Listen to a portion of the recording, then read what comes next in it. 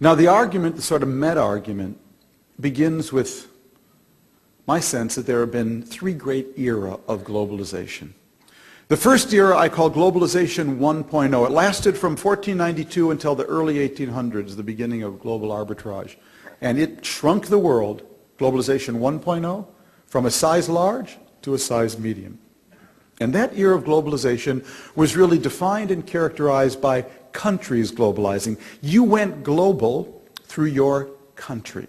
The country was the dynamic agent of globalization, whether it was Spain exploring the New World, Britain colonizing India, Portugal, East Asia. The dynamic agent of globalization was the country. In globalization 2.0 lasted from the early 1820s until the year 2000.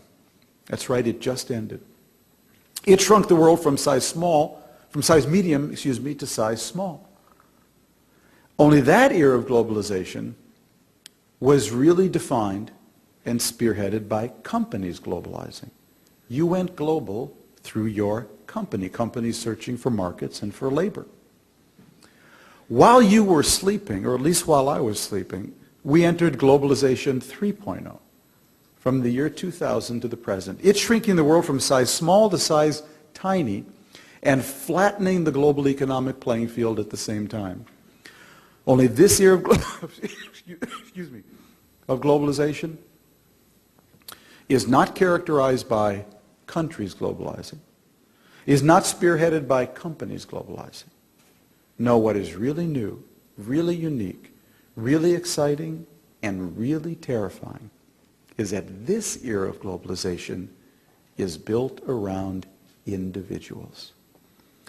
What is new, unique, terrifying, and exciting about this era of globalization is the degree to which it empowers and enjoins, the degree to which it enables and requires individuals to globalize themselves and to think of themselves as potential connectors, collaborators, and competitors with other individuals anywhere in the world.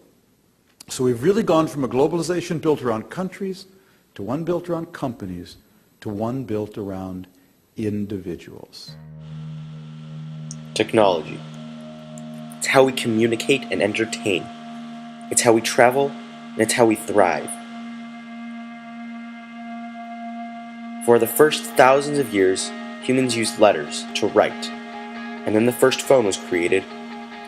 Over time, we came to our app-packed iPhone, which does just about everything. So how? How did it happen?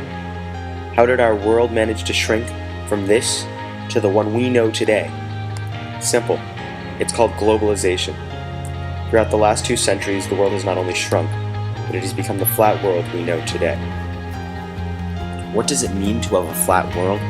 Doesn't nearly everyone comprehend that the world is not flat but a sphere? In Thomas Friedman's book, The World is Flat, he explains that this is a metaphor for the level playing field that everyone has. He describes that there is a shift required for all nations and companies to remain competitive in a global market. Throughout the book, Friedman also refers to globalization as 3 stages. But what is globalization? The dictionary states it's a verb, saying to globalize is to develop or to be developed so as to make possible international influence or trade. Basically, it means that the world is becoming smaller and making it easier to trade goods and extend to other parts of the globe with little effort at all. The Industrial Revolution was the key to the flattening of the world. In the beginning of the 19th century, the first production factories were built, requiring hundreds to thousands of employees. As a result of these companies' mass amounts of employees, cities began to develop around the factories. The influx of population from more rural areas to the denser crowded areas was the beginning of urbanization. As cities began to grow, there needed to be a way to transfer products from factories to different places. Just soon after factories came into existence, railroads were first created. This was one of the major steps into globalization. As railroads became more and more accessible, products were able to ship all over the place, creating a much easier way to trade and make money. These steps during the Industrial Revolution were the first of many to create a more condensed, flatter world. Imperialism made a huge leap in globalization. Although countries were taken over, not usually so kindly, the ideas that were shared between different nations made a huge contribution to globalization. During the time of imperialism, many European countries went into Africa and parts of Asia and claimed land for themselves, creating their own borders. Some may say that imperialism actually weakened globalization. Many nations were split, causing a major language barrier. However, through this process, many African and Asian nations were influenced by Western civilization. It also increased trading from these regions into Europe. Not only did the Europeans contribute to the Africans and Asians, but vice versa. Unfortunately, religion started to become globalized throughout these countries as well. As the European countries such as Great Britain, France, Spain, Portugal, Italy, and Germany began to take over the globe, they also began spreading their faith. Globalization is a great way of bringing your ideas to others, but it shouldn't be about forcing them upon other people.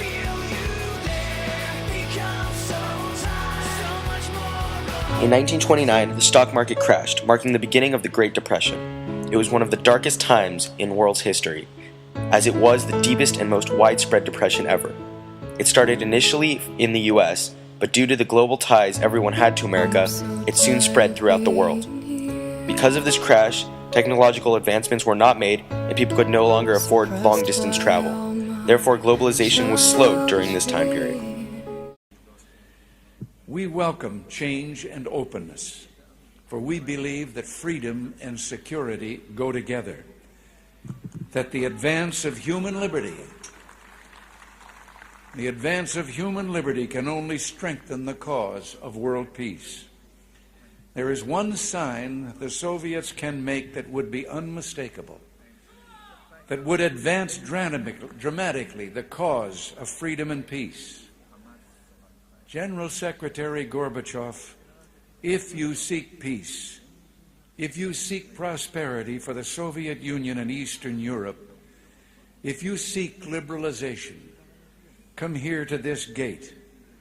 Mr. Gorbachev, open this gate.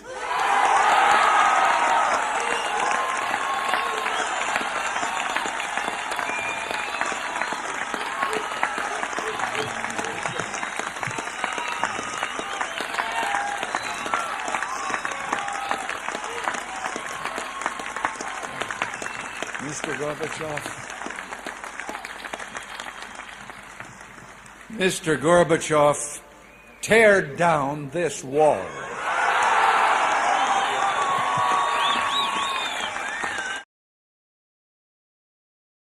In 1989, the famous Berlin Wall was destroyed. The Berlin Wall had represented the divide between the communist world and the Western democratic world. At the end of World War II, the pre-war Germany was split into 4 regions. On the west were the 3 democratic countries, Great Britain, France, and the US. On the west was the communistic Soviet Union. Within this communist region was the city of Berlin, which was also divided. Half of it belonged to the democratic countries, and the other half belonging to the communists. Between the divided city was the infamous Berlin Wall. It was initially constructed by the German Democratic Republic, or the GDR, to separate West Berlin from the East Germany, and the other half of Berlin. When the wall was taken down, it not only represented the end of the Cold War and the fall of communism, but it represented a broken barrier, a barrier of concepts and ideas. When the wall came down, so did the barrier of thoughts and ideas. It helped bring the people from the East Side into the economic mainstream of the Western civilization, creating a more globalized, flatter world.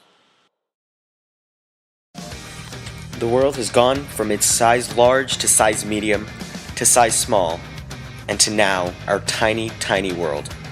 The last 200 years have changed the world more drastically than every year before that. Our technological advancements have given us a broader understanding of what things are and how they work. Globalization has created a world that moves faster than the speed of light and just seems to never slow down. Thomas Friedman's understanding of the world is quite honestly the best. The world has become flat, and it just keeps shrinking.